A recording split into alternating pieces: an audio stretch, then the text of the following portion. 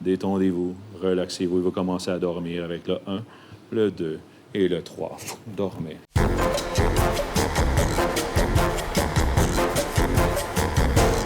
Mesmer, bonsoir. Bonsoir. Alors, on ne vous présente plus. Vous êtes le Québécois qui hypnotise les foules et les stars.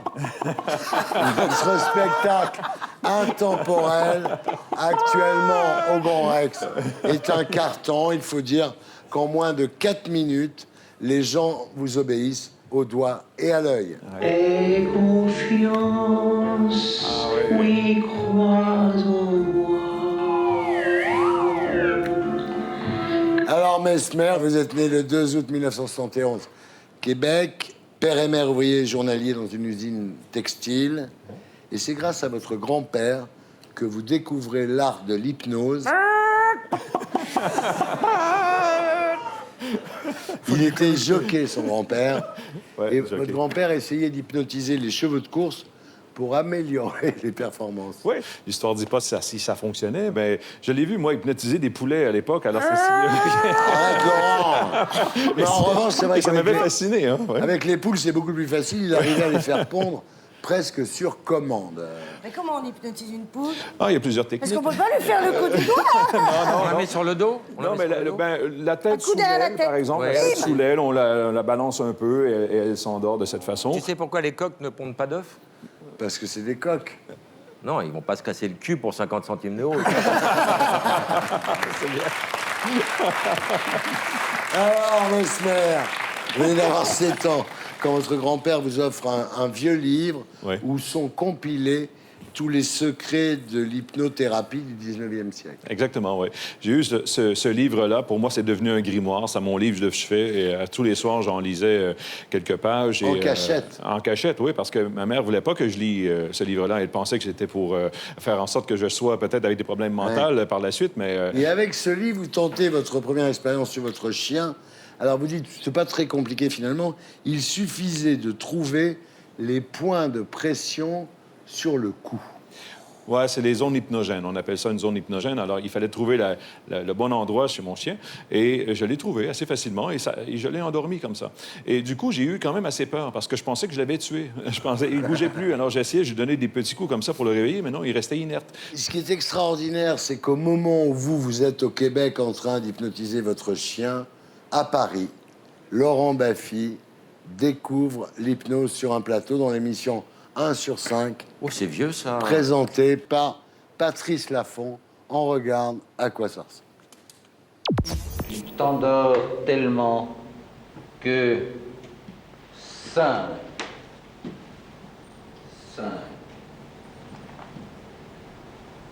5, tes mains se détachent automatiquement l'une de l'autre sans la moindre contracture douloureuse.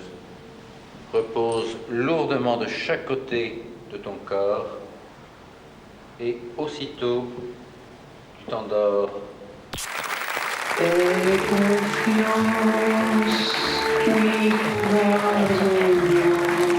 Eh, Il m'avait endormi. J'avais mal au crâne, je me suis réveillé, j'avais mal au cul. Je déteste l'hypnose. alors vous avez 9 ans quand vous essayez vos talents pour la première fois sur un être humain. C'est un garçon qui s'appelle Guilain, qui est un camarade de classe. Vous lui suggérez de garder le bras tendu. Très fondu. Ouais. Et il rentre au Front National. Mais en fait, après, il n'arrive plus à plier son bras. Et Oui. quand vous essayez de lui faire plier son bras, ça lui fait mal. Vous entendez un craquement. J'entends un craquement et je il le vois pleure, pleurer. il pleure, le Ah, môme. je le vois pleurer. Et je pensais qu'au départ, il faisait semblant. Mais quand j'ai vu pleurer, là, j'ai dit non, écoute, non. Mon ami de 9 ans qui pleure devant moi, c'est vrai. Là, c'est réel. Je le vois, la panique dans ses yeux. Et moi-même, j'ai eu un coup de panique parce que je me suis dit, ben écoute, OK, son bras est raide, mais comment je le ramène, là? Ben oui. Ouais. Alors, j'ai repris le livre et j'ai Heureusement qu'il y a trouvé ce la- livre, dis donc. Alors, à l'adolescence, les expériences continuent, mais secrètement.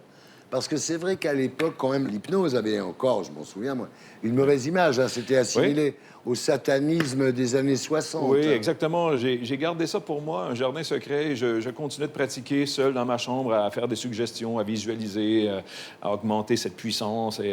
Et seulement un cercle fermé d'amis, le premier cercle, savait ce que je faisais, mais encore là, j'en parlais pas beaucoup.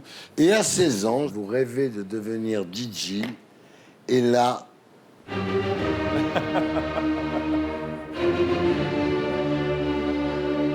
Le destin, un pote est OK pour vous laisser mixer à sa place dans un restaurant. Ouais.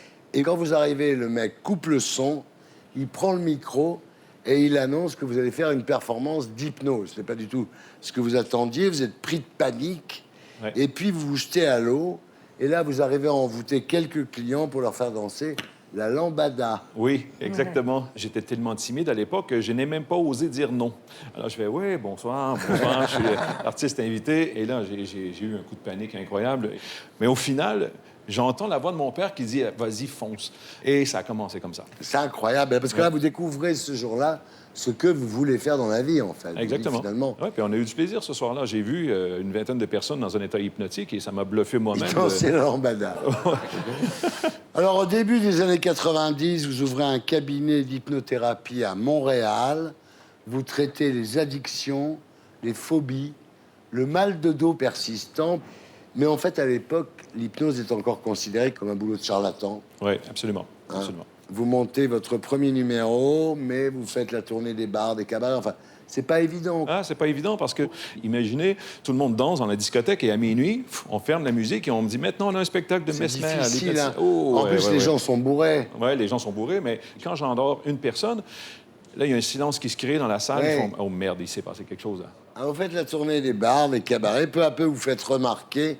Et là, vous devenez Mesmer en hommage à Franz Anton Mesmer, médecin autrichien du XVIIIe siècle, fondateur de la théorie du magnétisme animal, premier hypnotiseur. Et en anglais, on dit mesmerized, Ouais. ce qui veut dire hypnotiser, en fait. Et en 2009, vous explosez au Canada avec votre show télévisé Mesmer drôlement mystérieux. Oui, on invitait des stars, on invitait aussi des gens du public pour faire l'émission. Et à ce moment-là, mais quand ils hypnotisent des stars, le scepticisme tombe aussi. En 2013, vous endormez Augustin Trapenard dans le grand journal d'Antoine Decaune. Non, mais c'était Oui, la oui, oui, première c'est fois. vrai. Moi, c'est là que je vous ai vu Oui. pour la première fois. Et ensuite, avec Arthur, vous deviendrez l'hypnotiseur des stars. Oui, oui, mais j'en ai testé des gens. C'est quel genre de personnalité qui est plus sensible à l'hypnose? Il n'y a pas de... Il n'y a pas? Non, pas de personnalité type. C'est une question de connexion qu'on doit créer entre la personne qui veut vivre C'est l'expérience. vraiment un rapport humain entre vous et lui. Et j'ai travaillé avec le CNRS dernièrement et on a prouvé, parce qu'on continue à rechercher tout ça, mais on peut maintenant le voir à l'IRM qu'il y a une connexion qui s'établit entre... Électrique. Oui, un peu comme un Bluetooth, un peu comme un Wi-Fi. Il y a des gens qui font semblant d'être hypnotisés et vous pouvez le savoir, vous? Oui, encore hier, dans mon spectacle, il y en a 2 personnes qui étaient sur scène et je les voyais. Écoute, j'arrive tout près d'eux, ils rouvrent les yeux, ils les referment. Les yeux les referment. Alors, dès lors, après Arthur, votre spectacle bat tous les records d'affluence. Et effectivement, alors, comment vous faites? Vous commencez par un test de réceptivité. Ouais. C'est un test de réceptivité. Souvent, dans le spectacle, c'est les mains qui se collent ensemble, par exemple. Ça, Ouais. c'est le premier test. Après, oui, il y en a 40 qui montent sur scène. Là, vous en sélectionnez 15. Hein. Oui, 15 à 18, ça dépend des D'accord. soirs. Et on Et essaie là, de faire le ça- choix avec eux. Ça commence, donc, vous les replongez, par exemple, dans leur enfance. Et s'ils se réveillent pas? S'ils ne se réveillent pas, mais ils vont toujours s'éveiller. C'est Oui, impossible mais à de quelle rester. heure? Ça, on ne sait pas. par Ça, contre. c'est l'angoisse, quoi.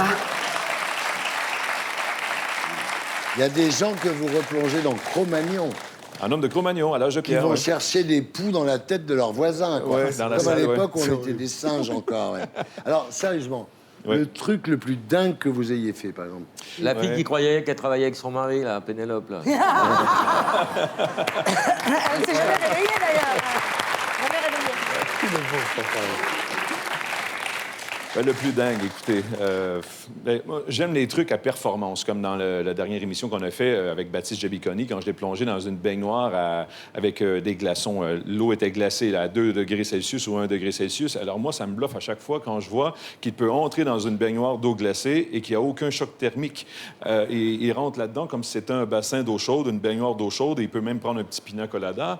Et ça, c'est vraiment bluffant. Ce qui est extraordinaire, c'est que après, il n'y a pas de traumatisme. Enfin, Non. comme si on se réveillait dans le cauchemar. Parce que vous dites d'ailleurs, le subconscient nous protège. nous protège de nous-mêmes et de protège. l'environnement. Il y a un exemple d'ailleurs qui est très frappant, c'est l'histoire du pistolet. C'est-à-dire, Ouais. vous dites aux gens, tire-toi une balle dans le cœur. Et ben finalement, vous dites, ça serait avec un vrai pistolet, il ne le ferait pas. Ouais, Parce il que refuserait. dès qu'on transgresse nos limites morales, le subconscient Et ça bloque. intervient. On va regarder d'ailleurs. Ouais. Jusqu'à présent, Mesmer nous a fait rire. À la fin du spectacle, il va nous mettre mal à l'aise. Mais le pistolet est magique, il ne tue pas les gens, il les endort. Il endort sa deuxième sélection de spectateurs avec ce qu'il appelle un pistolet à sommeil. Sur scène, l'une des femmes sous hypnose semble choquée. Mesmer va pourtant l'encourager à utiliser elle-même le pistolet. Je vous le laisse, prenez-le, je vous le laisse. Antoine Bioy, le thérapeute, tique un peu. Par exemple, cette personne-là, si jamais elle a des tendances suicidaires, elle pourrait mettre en scène son suicide. Elle ne le ferait pas dans la réalité, mais elle va le faire avec l'hypnose, ce qui pourrait être profondément déstabilisant pour quelqu'un. Madame, regardez-moi. Faites-le vous-même. De fait, à la demande de Mesmer, la femme finit par retourner le pistolet à sommeil contre elle. La scène peut choquer, Mesmer le sait très bien.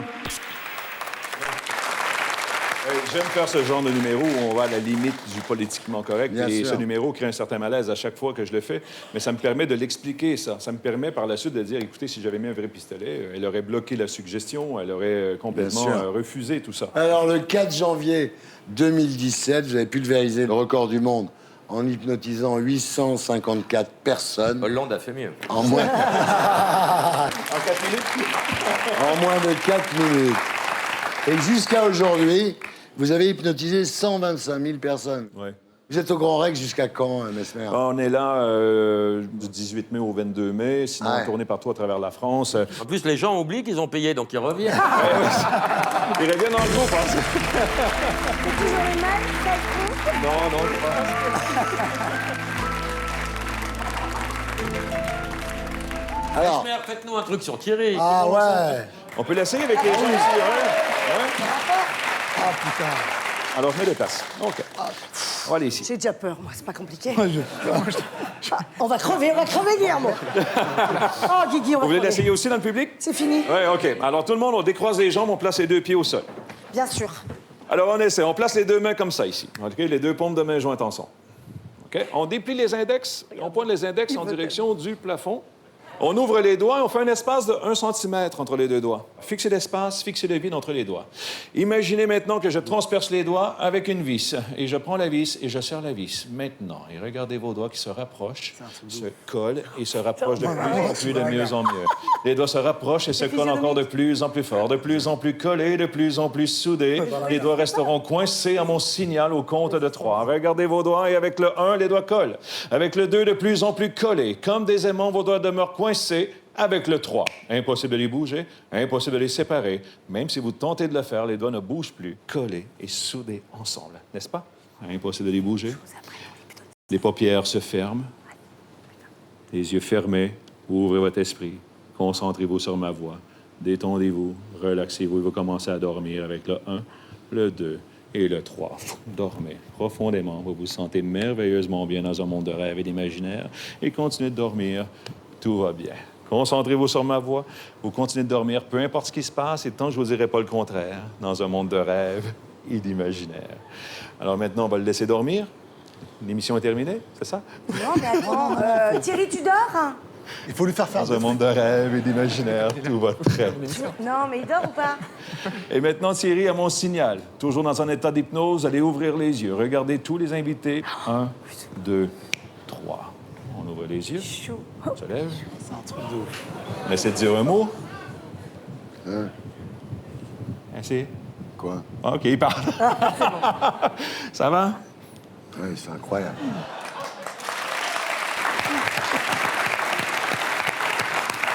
Ah, il est fatigué. Il est tout fatigué. Vous me l'avez tout fatigué. Ouais. Thierry, t'as pris 10 ans, là, c'est horrible. Tu as fait le truc, là. Non, mais t'es pas bien? Ah, il est pas bien, petit Il est chat. encore- Mais vous me l'avez tout fatigué. Allez, Thierry, allez. Mais qu'est-ce qu'il fait? Tu te trompes pas, hein. Là, c'est toi, c'est toi. Assieds-toi, qui me dit. Oh non, il me l'a tout tué. Elle va pas me le niquer, j'ai plus de boulot après. Thierry, regardez-moi. Fermez les yeux. Et dormez. Tout va bien, dormez. Laissez-vous aller, laissez-vous porter. Tout va bien. Profitez du moment. Et dormez. Tout va très, très bien. Attendez, je vais l'éveiller quand même. Ah oui, Non, non, non, il est chiant. Et Thierry, maintenant, mon signal, vous allez vous éveiller complètement, revenir à la conscience avec une belle énergie. 1, Ah oui, une 2, belle énergie, parce 3. que là... On se réveille. La Et tout patate. reprend contact avec la réalité. Ah, mais la patate, Thierry. Il faut qu'on se revoie. Oui. Et pour être sûr de ne rien rater de Inarditube, abonnez-vous et mettez un pouce bleu.